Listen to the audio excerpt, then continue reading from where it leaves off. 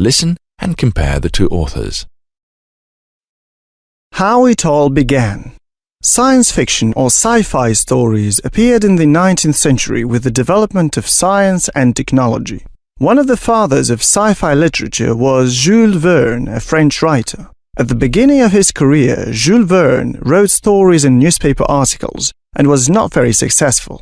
He became famous when in 1863 he started a series of stories about imaginary journeys into the unknown. Those journeys took his readers to the North Pole, under the sea, to the center of the Earth and other worlds. In his book From the Earth to the Moon, Jules Verne describes a trip around the moon. His characters only look at the moon but don't walk on it.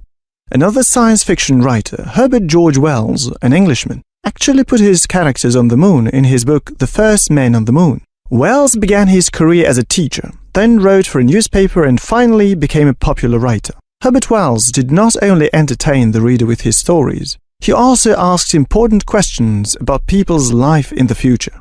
Wells was the first author to write about machines of war, a kind of atom bomb, and many other things that later in the 20th century became very real. He first wrote that Earth could be visited by life forms which might be violent and cruel to people. Wells's most famous book is probably The Invisible Man. Griffin, the main character, makes a scientific experiment because he wants power. As a result, he loses his body and his contacts with other people.